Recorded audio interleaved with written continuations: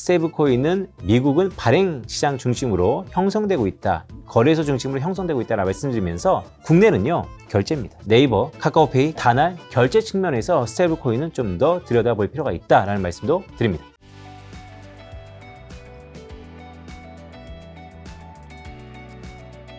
자, 빈센트 위원님과 함께하는 이제 10월에 스테이블 코인 활용 방안 이제 보고서를 가지고 이제 우리가 리뷰하는 시간을 좀 가져보려고 하는데, 핵심적인 내용은 일단 뭐가 담겨 있는 건가요? 가운데 보시면 4가지 본질에 대한 소고, 짧은 생각이라는 거죠. 본질이 무엇인가, 스테이블 코인의 본질이 무엇인가에 대해서 좀 말씀드리려고 하고요.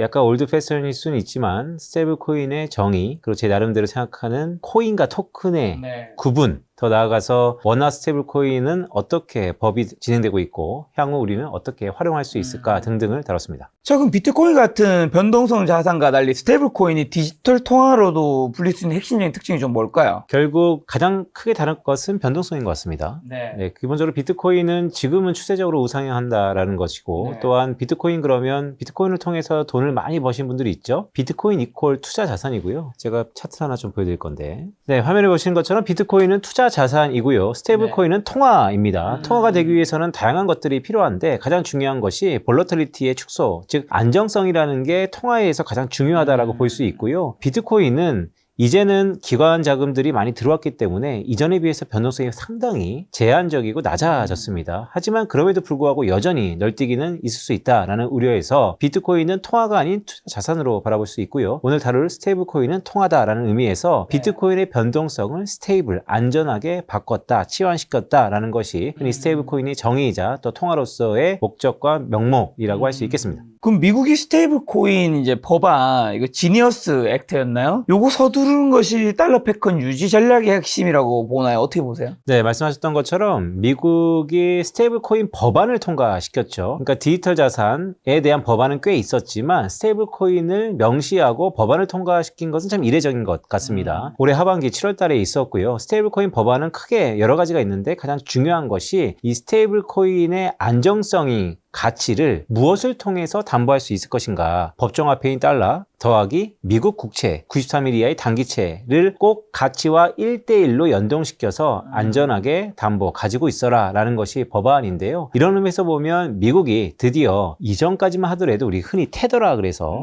뭐 홍콩이 베이스가 있다 아니면 중국이다 여러 가지 의견이 분분하지만 전반적으로 스테이블 코인의 마켓시어 즉 거래량의 대부분은 테더가 차지하고 있었거든요. 하지만 스테이블 코인 법안이 통과된 이후에는 미국의 스테이블 코인이라고 볼 수 있는 서클 이 최대의 마켓시어, 즉 점유율이 차츰 높아지고 있다는 게 또 다른 의미다라고 할 수 있겠습니다. 최근에 스테이블 코인의 테더의 점유율이 약 한 58% 정도 시가총액 기준으로 나타나고 있고요. 전 세계 테더 중에서 10개 중에 6개가 테더라는 것이고요. 스테이블 코인 중에 그 중에 한 2개 정도가 서클이라는 것인데 이렇게 보면 여전히 시가총액이라든지 아니면 점유율 측면에서 테더가 우위에 있죠. 하지만 최근에 서클의 이 증가폭이요. 1년 사이에 10%포인트 증가했다는 거. 즉 서클이 테더의 괴리를 축소시키고 있고 글쎄요 앞으로 김작가 TV에서 제가 주기적으로 나와서 말씀드리겠지만 아마 1년 뒤에는요 테더와 서클이 비등비등해지거나 오히려 서클이 훨씬 더 점유율 측면에서 높아질 수 있다는 것도 감히 예측할 수 있을 것 같습니다. 그러면 서클의 점유율이 테더를 이렇게 위협하면서 빠르게 상승하는 이유는 결국은 방금 전에 말씀하신 지니어스 법안이었던 건가요? 맞습니다. 지니어스 법안이 통과되었기 때문에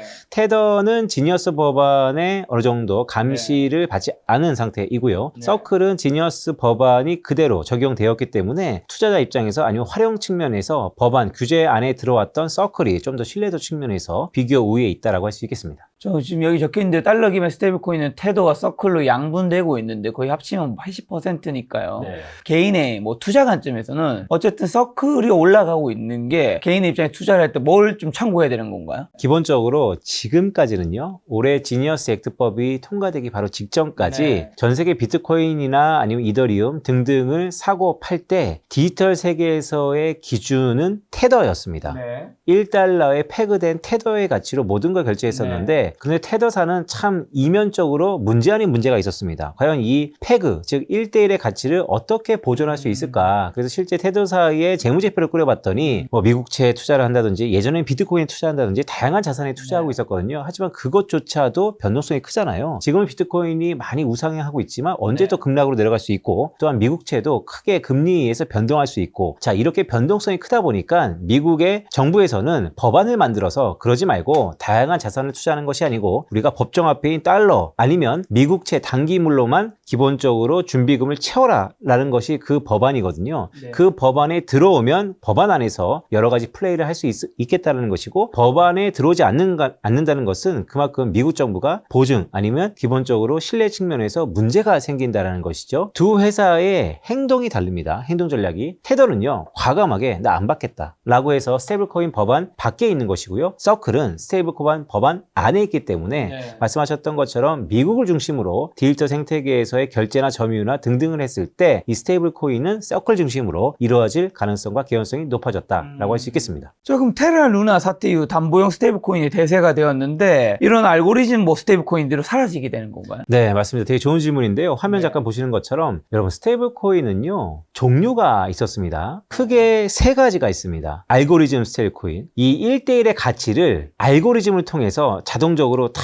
이렇게 스프레드가 벌어지면 좁혀주고 좁혀지면 넓혀주고 그걸 유지했다라는 것이죠. 흔히 테라 루나 사태 바로 직전까지 이런 새로운 혁명이다라고 했던 스테이블코인인데, 아시는 것처럼 테라 루나 사태 이후에 알고리즘 스테이블코인은 사실 역사의 뒤안길로 자취를 감췄다는 것이죠. 자, 이면에는 담보형 스테이블코인이 있습니다. 그러지 말고 이 1대1에 페그되는 것을 어떤 자산을 담보로 잡아라. 그런데 이 담보형이 두 가지로 나눕니다. 하나는 스테이블코인 법안에 통과되었던 연장선상인데요. 법정화폐, 달러, 기축통화로 담보로 잡아라. 아니면 이 법정화폐에 버금가는 전 세계 최고의 안전자산이라고 할 수 있는 미국 국채, 은행 예금, CP 등등, 즉 거의 미국 국채인데요. 이렇게 법정화폐 등 담보형 스테이블 코인이 있고요. 반대로는요, 가상화폐 스테이블 코인이 있습니다. 코인을 코인으로 담보하는 것이죠. 위험해 보이죠? 그렇기 때문에 최근에 이 가닥은 스테이블 코인 이퀄 지니어스 액트 이후에는 법정화폐 담보형 스테이블 코인으로 하나로 기결되었다라고 할 수 있겠습니다. 자, 법정화폐는 근데 신용 창출 효과가 있지만 스테이블코인은 없다고 설명하셨는데 이게 금융 시스템에 미치는 영향은요, 그러면? 네, 여러 가지가 있죠. 우리가 은행에 예금하면요, 예금에 100만 원이 있다고 해서 그 100만 원이 그냥 예금에 들어가 있는 것이 아닙니다. 거기에 일부 흔히 승수 효과라 그러는데, 예금의 일부를 계속해서 대출하고 그게 레버리지 효과를 일으키면서 전 세계적으로 스프레드 아웃 되는 것이죠. 하지만 이 스테이블 코인은 아직까지는 그 승수, 신용 창출 효과를 제한해 놨습니다. 왜냐하면 자, 이게 담보의 파생과 파생을 이끌어다면 여전히 불안하기 때문인데요. 자, 먼 미래를 보면 이 부분도 해결될 거라고 봅니다. 먼 미래에 보면. 하지만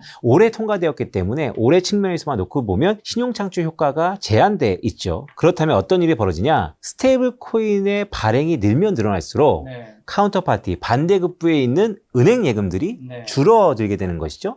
자, 은행 예금들이 줄어들면 어떤 일이 벌어질까요? 우리가 법정화폐 은행들의 승수효과 등등이 다시 한번 제약될 수 있는 것이죠. 그래서 지금은 스테이블 코인과 은행 예금 쪽에서의 서로 간의 대체제 관계에 놓여 있지만, 저는 글쎄요, 어떤 산업이 생태계가 되고 이것이 통화로서 자리매김한다면 결국에는 이 통화 신용 창출 효과도 궁극적으로는 나타날 수 있을 것이다. 단 올해 아니면 근시안적으로는 여전히 스테이블 코인 법안에서 얘기했던 것처럼 신용 창출 효과는 없다라고 할 수 있겠습니다. 스테이블코인 발행사들 미 국채 보유가 실제로 그럼 미국 국채 시장 안정에 좀 영향을 끼치고 있나요? 네, 있죠. 자, 왼쪽 차트입니다. 자, 그렇다면 말씀 잘 주셨는데, 지니어스 액트법은 사실은요, 되게 중요한 게 지니어스 액트법이 7월 달에 통과됐거든요. 근데 지금 적용받지 않습니다. 법안을 보면요, 법안 이후에 18개월 이후에 실제 적용이 됩니다. 그러니까 내후년 얘기예요. 하지만 지금부터 발빠르게 움직이고 있다는 것이죠. 화면에 보시는 것처럼 제가 이 녹색으로 칠해놨는데요. 이게 스테이블 코인 회사들의 서메이션, 애그리게이트입니다. 자, 미국채를 보유한 국가 탑 10 중에 스테이블 코인 회사들이 들어가 있고요. 이것은 한국의 미국채 단기물의 보유량을 훨씬 더 뛰어넘었다라는 측면에서 말씀드렸던 것처럼 규모 면에서도요, 스테이블코인 업체들이 미국 단기채, 국채의 보유 순위가 상당히 올라가고 있다라고 할 수 있겠습니다. 자, 테더와 그럼 서클 많은 분들이 들어는 봤는데 뭐 비슷한 것 같기도 하고 다른 것 같기도 한데 어떤 차이점이 있을까요? 둘 다 달러에 페그돼 있긴 한데요, 가치가. 이게 어원이 있습니다. 영어로 테더가 닫체의 못을 묶는다는 거예요. 즉 달러의 가치를요, 배에서 닫체에 고정시키면 배가 잘 돌아나가지 않잖아요. 그만큼 테더, 즉 닫체 달러의 가치를 묶어서 고정시킨다 는 의미에서 테더라고 이해하시면 좋을 것 같고요. 서클은요, 아시는 것처럼 하나의 가치가 돌고 돌고 돌아서 원점으로 다시 돌아온다 라는 의미에서 그 가치가 결국에는 다시 한번 원점의 그 가치의 보존성이 뛰어나다. 즉 테더와 서클 그 명칭 자체도 추구하는 철학은 약간 다르지만 기본적으로 법정 화폐의 가치를 고정시켰다 아니면 돌고 돌아서 원래 기준점으로 돌아온다라는 측면에서 테더와 서클이다라고 할 수 있겠습니다. 자, 그리고 또 코인과 토큰. 이것도 굉장히 헷갈리는데요. 그렇죠. 이거를 어떻게 설명드릴까 고민을 좀 많이 했었는데요. 뭐 블록체인을 내게 갖고 있느냐, 아니면 체인을 남의 걸 쓰느냐 등등의 기술적인 부분도 있겠지만 이렇게 표현하면 어떨까요? 코인은요, 내 집에 있는 돈입니다. 토큰은요, 남의 집에 있는 돈입니다. 남의 집에 있는 돈의 가치를 증명하기 위해서는 어떻게 해야 될까요? 또한 내 집에 있는 돈의 가치를 증명하기 위해서는 어떻게 해야 될까요? 독립적인 블록체인 네트워크 위에서 작동하는 디지털 화폐가 코인이거든요. 즉 내 안에 있는 블록체인을 써서 내 집에 있는 돈의 가치를 증명하는 건 너무나 쉬운 일이다. 다만 기존 블록체인 위에서 생성된 디지털 자산이 토큰이라 그러는데 남의 집에 있는 돈이라고 이해하시면 좋을 것 같고, 그런 의미에서 보면요, 사실 스테이블 토큰입니다. 저 개인적으로 봤을 땐 스테이블 코인이지만, 스테이블 코인으로 불리지만 스테이블 토큰이 기술적으로 좀 더 가깝지 않는가라고 리서치를 하면서 제가 느꼈던 소회이고요. 하지만 마케팅 측면에서 아니면 고유명사 측면에서 스테이블 코인으로 자리매김하고 있다라고 할 수 있겠습니다. 왜냐하면 아시는 것처럼 스테이블 코인은 블록체인 기반 위에서 네트워크 위에서 작용하는 코인이기 때문입니다. 자, 스테이블코인 그럼 밸류체인 중 우리 국내 기업들에게 가장 좀 유망한 분야는 어디가 될까요? 네, 이 부분은 여러 가지 의미를 좀 담고 있는데요. 이제 투자 관점에서 좀 말씀드릴게요. 투자 관점에서 화면을 보시는 것처럼 스테이블코인 밸류체인이 꽤 중요합니다. 한국과 미국을 발행, 유통, 결제, 거래, 지갑 및 커스터디, 보관이죠. 그다음에 보안까지. 기본적으로 한국 기업과 미국 기업이 다양한 기업들이 각 구분에 따라서 나눠져 있는데요. 상장 기업도 있고 비상장 기업도 있습니다. 최근에 핫한 두나무와 네이버의 합병 소식 가장 뜨겁죠? 즉 한국에서는요, 발행보다는 사실 결제 쪽에 좀 더 집중되어 있는 것 같습니다. 그래서 우리가 흔히 스테이블 코인 테마다라고 한다면 결제와 관련된 네이버 카카오페이 등등이 하이라이트 되고 있고요. 반면 미국은요, 서클 인터넷, 페이팔, JP모건 등등 발행 기업에 좀 더 포커스 온 돼 있습니다. 주목하고 있다는 것이나 따라서 둘 다 스테이블 코인 밸류 체인을 주목해야 되는데 발행부터 보안까지 있다. 미국은 발행 측면에서 좀 더 두각이 나타나고 있다. 기업 측면에서. 한국은 결제 측면에서 좀 더 두각을 나타내고 있다라고 할 수 있겠습니다. 자, 그러면 이제 요즘에 사학개미 분들이 뭐 로빈후드라든가 서클 같은 곳에서 투자하고 있다던데 그 이유가 어떻게 될까요? 맞습니다. 그러니까 우리가 흔히 서학개미라고 하는 국내 투자자가 미국 주식, 특히 서학개미들의 대명사는 미국이니까요. 미국에 투자하시는 분들을 놓고 보면 여전히 뭐 ETF라든지 레버리지 상품이라든지 테슬라가 압도적이에요. 하지만 순주식, 순매수 주식 탑10 아니면 탑 15을 놓고 봤을 때 지난 상반기와 달리 하반기에는요, 말씀하셨던 것처럼 서클 인터넷, 로빈후드, 코인베이스 등등이 올라오고 있습니다. 그것은 무슨 얘기냐면 바야흐로 스테이블 코인 시대가 열렸다라는 것을 실제 투자 관점에서도 의미한다라고 할 수 있겠고요.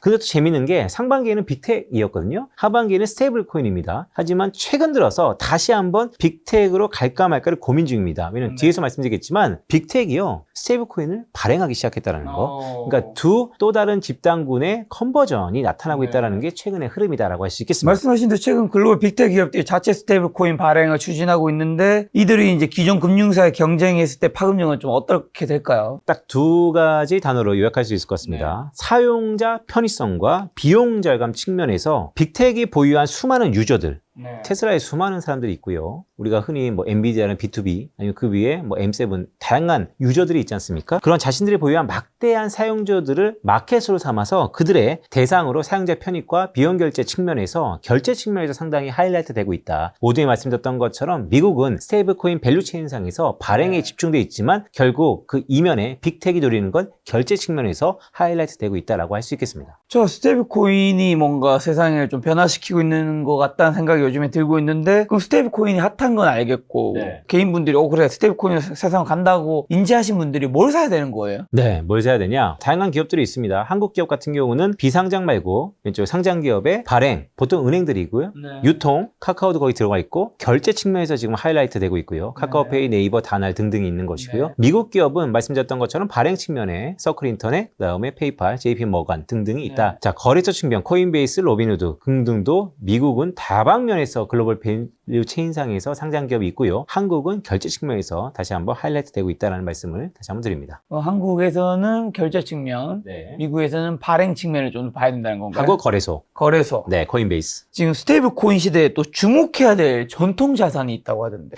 제가 김 작가 TV에 와서 한 달에 한 번 오면서 한 두세 달 됐을까요? 한 세 달 된 것 같습니다. 안보 자산을 한번 우리가 다뤄본 적이 네. 있죠. 안보 자산이란 어떤 패권국이 자신의 지위를 유지하기 위해서 그 어떤 희생을 치르서라도 반드시 사수해야 되는 자산. 자, 패권국의 이 안보 자산의 쟁탈전이 세계 역사다라고 할 수 있겠고, 그런 의미에서 화면을 보시는 것처럼 한국은 디지털 자산법, 미국은 지니어스 액트, 자금결제법 1번, 스테이블코인법 빌 등이 있는데요. 자, 미국은요 전략 비축 물자라는 게 있고요, 전략 비축 자산이라는 게 있고요. 제가 주창하는 안보 자산이 있습니다. 이거 제가 만든 건데요. 비슷해 보이는데 다르네요. 맞습니다. 하나는 물자예요. 왼쪽 보시면 네. 우리가 유사시에 가장 필요한 게 금속, 보건, 네. 재난구호 이런 물자가 되게 중요한 것이고요. 최근에 핫한 게 이제 자산이었죠. 가운데 보면 금, 네. 미국의 외환보유고, 전략 비축 유, 석유도 매우 중요하고 네. 여기에 트럼프 행정부가 비트코인을 매집하고 있지 않습니까? 전략 비축 자산에 디지털 자산이 들어갔습니다. 그리고 안보 자산에 소금, 철, 석탄, 석유, 반도체가 과거 역사적으로 가장 중요했던 네. 패권국들의 안보 자산인데 21세기 미국의 안보 자산에 디지털 자산이 지니어스 액트법 이후에 들어갔다. 자, 그렇다면 미국이요 패권을 유지하기 위해서 가장 비축하는 게 이젠 금, 석유뿐만 아니고 비트코인도 매집하고 있다는 거 되게 중요한 포인트고, 앞으로 안보 자산, 22세기 안보 자산이 무엇이 되어질까? 여러 가지 후보군 중에서 디지털 자산이 들어가고 있다. 따라서 패권 측면에서도 디지털 자산이 각광받을 것이다 라고 할 수 있겠습니다. 금과 석유와 비트코인인데 금은 지금 금값 많이 오르고 있잖아요. 온스당 3,600달러 넘어서 네. 사상 최고가를 경신하고 있습니다. 뭐 작년부터 올해까지 위원님이 금사란 얘기는 항상 많이 해주셨는데 금은 왜 이렇게까지 올라가고 앞으로는 어떻게 보세요? 너무 중요한 얘기인데요. 금이 왜 오를까? 거꾸로 금이 안 오를 이유가 없다. 저는 그렇게 보고 있습니다. 왜냐하면 첫 번째, 인플레이션 시대입니다. 해치 네. 비용이 분명히 있고요. 두 번째, 금 반대급부로는 달러의 패권이라는 게 있었는데요. 네. 흔들흔들하고 있습니다. 그렇죠.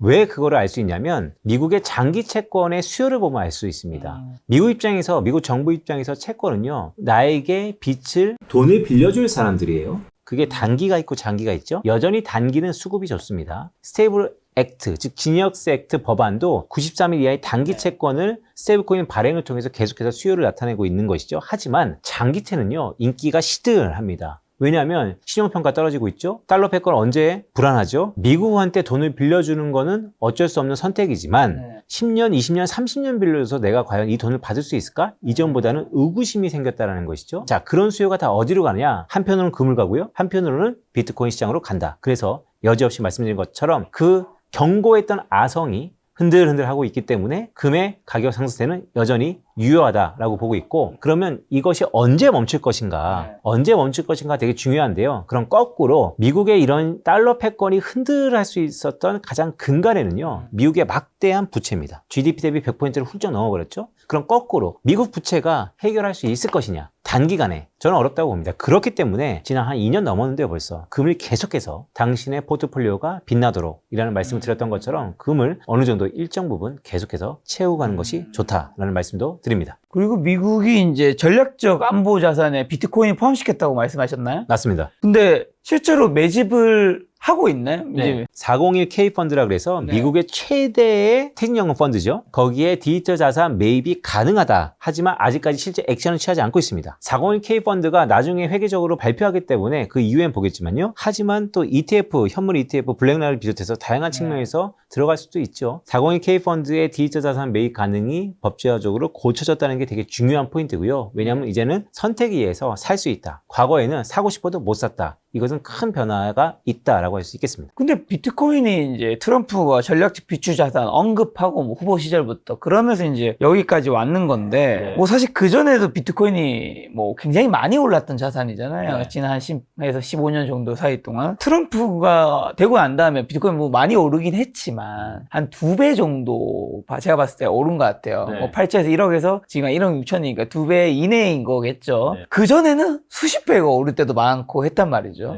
트럼프가 뭔가 굉장히 강하게 밀어붙인 것 치고는 덜 올랐다. 좀 덜 오르는 느낌이 있어요. 왜냐면 미국 대통령이니까. 네, 이렇게 볼 수 있죠. 사실 비트코인의 반감기는 거의 끝나갔고요. 또한 수요와 공급을 차치하더라도 기본적으로 과거에는 가격이 작았죠. 가격이 작은 데서 두세 배 오른 것과 지금의 어마어마한 사이즈에서 변동폭은 좀 더 다를 수 있다라는 말씀드리고, 무거워졌던 비트코인이 1억이 넘지 않습니까? 1억 6천만 원 정도 되는데 거기서 계속해서 상승세를 타고 있다는 게 고무적이다라고 할 수 있겠습니다. 자, 마이크로스트래티지처럼 기업이 비트코인을 대량 보유하는 이거를 트레저리 전략이라고 부르는데 이게 뭐고 일반 투자자에게 좀 어떤 시사점을 줄까요? 화면에 보시는 것처럼 디지털 자산 트레저리 전략 기업, 비트코인은 마이크로스트래티지라는 게 있고요. 이더리움은 탐리가 의장으로 있는 비트마인이라는 게 있습니다. 둘 다 전략이 비슷한데 회사는 20년 터를 갖고 1989년도에 스트래티지, 2019년도에 비트마인이 형성됐고요. 간단히 말씀드려서 일반 사람들한테는 비트코인과 이더리움의 레버리지 상품 수익률입니다. 이 친구들이요, 계속해서 발행을 해왔고 비트코인을 사 모읍니다. 비트마인은 이더리움을 사 모읍니다. 그래서 레버리지 구조를 제안하면서 증자를 통해서 계속해서 자금을 모집하고 그 모집한 자금으로 또 비트코인 사고 비트코인이 오르면 다시 그걸 증자해서 다시 비트코인 사고 계속해서 레버리지 효과를 나타나는 것이죠. 그래서 실제 마이크로스트래티지의 IR 자료를 보면 우리가 기본적으로 우상향하는 비트코인의 수익률보다 훨씬 더 좋다라는 것을 보여줄 만큼 트레저리 전략을 펼치고 있다는 것이 고, 문제는 최근에 핫한 이제 비트마인입니다. 왜냐면 김 작가님 말씀주셨던 것처럼 비트코인 많이 올랐잖아요. 그러면 과거에 보면 금과 은하고 비슷합니다. 비트코인과 이더리움의 상대 레이쇼, 강도라는 게 있거든요. 그러면 비트코인이 이렇게 올랐다면 넘버 2라고 할 수 있는 이더리움도, 물론 스마트 컨트랙트에서 두 가지를 보는 시각이 좀 다르겠지만 비트마인도 역시 비트코인처럼 많이 오를 수 있다. 이더리움을 갖고 있기 때문에 등등이 최근에 하이라이트 되고 있다라고 할 수 있겠습니다. 자, 최근에 근데 말씀하신 대로 이더가 최근 몇 개월 사이에 굉장히 많이 올랐잖아요. 한 두세 배 올랐던 것 같아요. 맞습니다. 네, 이더는 왜 그렇게 올랐고, 비트와 지금 이더 상대 강도도 있는데, 비트와 이더 앞으로 어떻게 보세요? 네, 둘 다 오를 겁니다. 둘 다 오른다. 네, 하지만 좀 더 웨이트, 가중치를 두자면 저는 이더리움에 좀 더 무게를 싣고 싶다라는 말씀드리고, 이더리움이 왜 이렇게 올랐냐라고 하면 글쎄요, 크립토 씬에서는 거포의 수급이 이더리움에 들어갔다라는 얘기도 있지만 한 발짝 뒤에서 보면 스테이블 코인 법제화 됐습니다. 발행이 늘어나고 있습니다. 근데 그 모든 것이 이더리움의 체인 위에서 나타나고 있습니다. 따라서 기본적으로 이더리움이 비트코인보다 좀 더 비교 우위에 있지 않는가라고 보고 있습니다. 이거는 비트코인과 이더리움의 상대 강도입니다. 즉, 둘 다 코릴레이션이 강하다는 측면에서 이 차트가 올라간다는 것은 이더리움보다 비트코인이 좀 더 상승폭이 크다는 것이고요. 내려간다는 것은 비트코인보다 이더리움이 상승폭이 크다는 것입니다. 내려간다고 비트코인 가격이 내려가는 게 아닙니다. 비트코인 가격이 오르지만 이더리움 가격이 좀 적게 오르면 이 가격은 내려가는 것인데요. 말씀하신 것처럼 최근에 고점 찍고 내려오고 있죠. 그런 의미에서 비트코인보다 이더리움이 상승세가 꽤 높은 국면이다라고 할 수 있겠습니다. 비트도 이더도 좋게 보시지만 지금은 이더가 더 괜찮아 보인다. 네. 자, 근데 이제 스테이블 코인 이렇게 일반 사람들이 이렇게 요즘에 열광한 이유가 좀 어떤 것들이 실생활에서 활용할 수 있는 뭐 그런 것들이 있을까요? 자, 지금 추석 연휴지 않습니까? 추석 연휴에 대부분 어디 가세요? 해외여행 가죠. 그렇죠. 네, 그럼 가장 필요한 게 물론 신용카드도 필요하지만 환전. 더구나 지금까지 달러 환율이 워낙 약한 측면에서 환전이 수수료도 아깝다라고 할 수 있겠죠. 기존에는요, 은행끼리의 결제 시스템이 이 스위프트망이라 그래서, 여러분 스위프트망이라는 게 뭐냐면 러시아 우크라이나 전쟁이 터졌을 때 미국이 러시아의 자산을 동결한다, 스위프트망에서 퇴출시킨다, 이런 얘기 있었잖아요. 기본적으로 은행 간의 결제 시스템이 스위프트망이거든요. 위에가 스위프트망이고요, 밑에가 스테이블코인이 앞으로 이런 스위프트망에서의 그 유통 과정을 혁신적으로 줄일 수 있다라는 것입니다. 그림은 이렇게 되는데요. 다음 페이지 보시면 이렇게 차이 납니다. 자, 송금 시간이 일단 혁신적으로 줄어듭니다. 오래 걸립니다. 그 전에 스위프트망 3일 정도 걸렸던 게 이제는 실시간으로 완전히 바뀌고요. 저도 유튜브 수익을 구글로부터 봤는데 그렇죠. 시차가 며칠 있어요. 그걸 보면서 지금 같은 디지털 시기에 이게 뭐 하는 거지? 맞습니다. 스테이블 코인으로 이제 받으세요. 더구나 두 번째, 수수료 측면에서도 아름아름 많이 뗍니다. 1에서 5%나 떼는데요. 스테이블 코인으로 가면 혁신적으로 0.1에서 0.3%. 자, 시간이 단축되고 수수료도 싸다. 그러면 다 스테이블 코인으로 바뀌겠죠. 그렇죠. 단 믿을 수 있는가? 이 그렇죠. 부분만 담보가 된다면 스위프트망에서 스테이블 코인으로 완전히 바뀔 것이다 라고 보고 있습니다. 자, 그렇게 바뀔 수 있다면 이제 스테이블 코인이 다 바뀐다 주셨는데, 스테이블 코인이 기존 금융 시스템에 성공적으로 어쨌든 편입됐을 때 우리가 미처 예상하지 못한 새로운 시스템 리스크도 있을 것 같아요. 좀 뭐가 있을까요? 스테이블 코인의 결제 쪽에서요. 송금 오류 처리, 스위프트망은요. 은행을 통해 정정이 가능한데 이건 복구 불가능하다.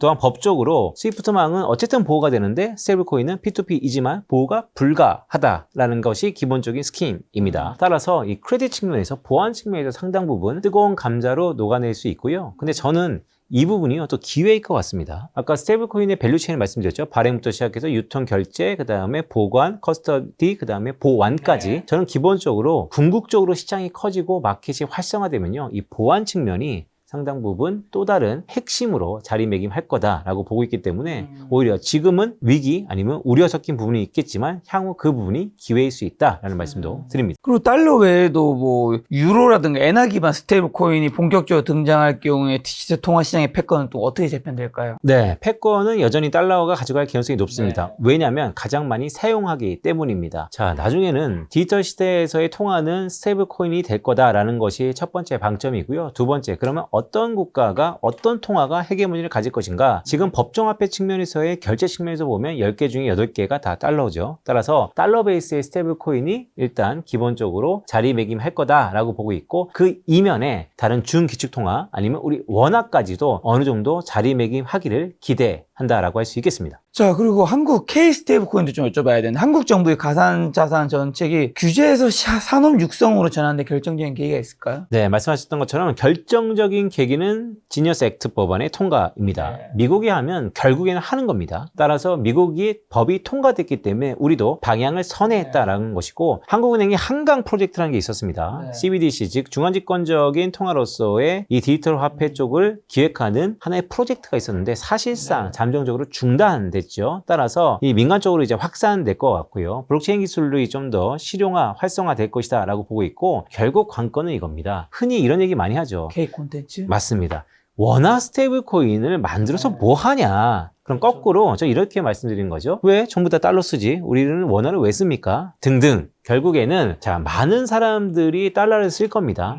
하지만 우리의 원화의 쓰임새도 어느 정도 확대할 수 있는 작은 기회가 건국일에 왔다. 화면에 보시는 것처럼 캐대현, 오징어, 게임, BTS. 이들이 결국에는 K의 컨텐츠, 즉 우리의 문화를 소비할 수 있는, willing to pay 할 수 있는 잠재 후보군들이거든요. 수요처를 갖고 있다는 거. 빅텍이 스테이블코인 시장을 왜 도입하느냐? 그들이 많이 갖고 있는 유저한테 최대한 간편하게 편의성을 높이는 결제 시스템에 들어갔던 것처럼 우리도 할 수 있다라는 말씀을 조심스럽게 드립니다. 자, 그럼 좀 정리하는 질문으로, 일반 분들이 스테이블 코인 관련해서 투자할 때 포트폴리오 어떻게 좀 꾸리면 좋을까요? 네, 되게 중요하고 심오한 말씀인데요. 저는 스테이블 코인이 테마를 넘어서 트렌드가 될 거라고 봅니다. 그만큼 투자 시계를 좀 더 넓혀라 라는 말씀을 드리고요. 부침은 분명히 있을 겁니다. 왜냐하면 태동 단계인 산업이기 때문에. 화면에 보시는 것처럼 포트폴리오를 디지털 쪽에서는 이렇게 꾸미면 어떨까요? 서클 인터넷 발행 기업이죠. 네, 비트마인. 기본적으로 이더리움의 레버리지 효과를 어느 정도 갖고 있고, 또한 반대급부로 금이라는 거 계속해서 상승 추세를 갖고 있으면서도 디지털 비트코인의 일부 대리 변수로서 금, 이렇게 포트폴리오를 꾸려보면 어떨까라는 말씀도 조심스럽게 드립니다. 자, 근데 이제 스테이블 코인도 달러 기반이 어쨌든 대세가 되고 있는 건데, 요즘 환율은 왜 이렇게 좀 다시 올랐어요? 환율이요? 네. 1,400원 다시 돌파했잖아요. 맞습니다. 해외여행 가기 힘들죠. 두 가지 측면을 좀 말씀드릴 건데요. 3,500억 달러 아, 우리나라가 미국에 투자하는, 강제 투자 같은 느낌도 좀 있기도 네, 우리나라 하고. 외환보유고의 한 80% 이상입니다. 근데 이것을 트럼프 행정부가 이렇게 얘기하고 있습니다. 선불로 한 번에 원샷으로 내라. 김 작가님 4천억 있어요, 재산이. 근데 3,500억을 선불로 내라 그래요. 그러면 낼 수 있죠. 근데 문제는 내면 우리나라의 외환이 크게 흔들릴 거는 자명한 일인데, 건국 이래 한국이 위기에 빠진 적이 우리 기록 속에 딱 한 번 있죠. 그때 흔들렸던 게 외환시장. 따라서 이런 충격이 우리에게는 트라우마로 있는 겁니다, 실제로. 그래서 어떻게 할지 모르겠어요. 기본적으로 지금 정부가 이런 불확실성이 이렇게 저렇게, 한국 정부는 그래서 미국하고 무제한 통화 스왑션, 즉 우리의 달러가 밖으로 나감으로써 이 불안함을 나중에 언제든 우리가 요청하면 그만큼 수합션, 교환할 수 있는 옵션을 주세요. 그러면 우리가 투자를 고려해 보겠습니다. 라는 게 현재 이재명 정부의 스탠스인데 참 어려운 것이죠. 자, 이 부분들이 어떻게 해결될지 모르기 때문에 우리 원화의 상당 부분 약세 압력이 두드러졌다라고 할 수 있겠습니다. 자, 지금 이제 스테이블 코인 시대에 서클과 비트마인, 금 같은 거 투자하는데 얘기해 주셨는데, 이게 어떻게 보면 온라인 쪽에, 이게 어떻게 보면 오프라인 쪽인데, 주식 시장에서는 마지막으로 좀 어떤 것들을 좀 사면 올해 4분기, 이제 10월, 11월, 12월 마지막입니다. 좀 좋을까요? 화면에 보시는 것처럼 일단 저뿐만 아니고 우리 서학개미들이 얼마나 어떤 걸 사고 있는지를 말씀드릴게요. 자, 왼쪽은 상반기, 오른쪽은 하반기입니다. 왼쪽은 M7, 테슬라를 비롯해서 엔비디아 등등 우리가 다 아는 것들을 상반기에 꽤 많이 샀다는 것이고, 다 아는 거 샀던 사람도 돈 많이 벌었겠네요. 맞습니다. 여전히 많이 벌고 있죠. 오른쪽에는 스테이블 코인입니다. 기본적으로 ETF들이 많지만 7번째 서클 인터넷이 드디어 들어갔고요. 그다음에 9번째 비트마인이 들어갔다라는 거 등등. 그래서 이런 부분들을 놓고 봤을 때 이 순매수의 상위권에 조금씩 고개를 들고 있다. 저는 여전히 스테이블 코인은 미국은 발행 시장 중심으로 형성되고 있다. 거래소 중심으로 형성되고 있다라고 말씀드리면서 국내는요, 결제입니다. 네이버 결제입니다. 카카오페이 결제입니다. 다날 결제입니다. 즉 결제 측면에서 스테이블 코인은 좀 더 들여다볼 필요가 있다라는 말씀도 드립니다. 지금 이게 상반기 서학개미 이제 순매수 이제 1위부터 12위고 이게 하반기인 거죠? 맞습니다. 이때는 스테이블 코인 관련된 게 없었던 거죠? 네, 서클 인터넷이 상장이 상반기 없었습니다. 야, 근데 하반기 진짜 뜨겁긴 했나 보네요. 서클이라는 어떻게 보면 아직도 많은 분들이 모르는 사람들이 되게 많을 텐데 이게 7위. 네, 서클 인터넷입니다. 정확한 명칭. 알겠습니다. 빈센트 의원님 이제 곧 추석인데 이 영상 아마 추석 전이나 추석 중에 업로드 될 텐데 추석 인사하면서 이제 다음 달 또 10월 말쯤 한번 인사하면 어떨까 싶습니다. 네, 추석은요 기회입니다. 과거 통계를 보면 한국의 코스피 지수가 추석 일주일 전엔 빠졌다가 추석 일주일 후에는 상승했습니다. 더구나 수급을 보면요, 기관과 외국인이 다시 한번 국내 주식을 매수했습니다. 따라서 자, 늘상 얘기하죠. 요즘에 참 떨림이 많더라고요. 저는 이런 말씀을 드리고 있는데 세상의 모든 떨림은 새로운 증거가 왔다는, 기회가 왔다는 증거이다. 네, 우리의 지금의 떨림을 새로운 기회로 잡고 추석 이후에도 여러분들의 포트폴리오가 풍성하기를 기원합니다. 알겠습니다. 추석 지나고 코스피가 이제 3,500을 꼭 돌파하는 순간이 왔으면 좋겠습니다. 또 10월 말쯤에 빈센트 위원님 모시고 좋은 이야기 들어보도록 하겠습니다. 오늘 만난 여성님은 빈센트 위원님이었습니다. 지금까지 소중한 시간 함께해 주셔서 정말 감사합니다. 오늘도 김 작가였습니다. 고생 많으셨습니다. 고맙습니다.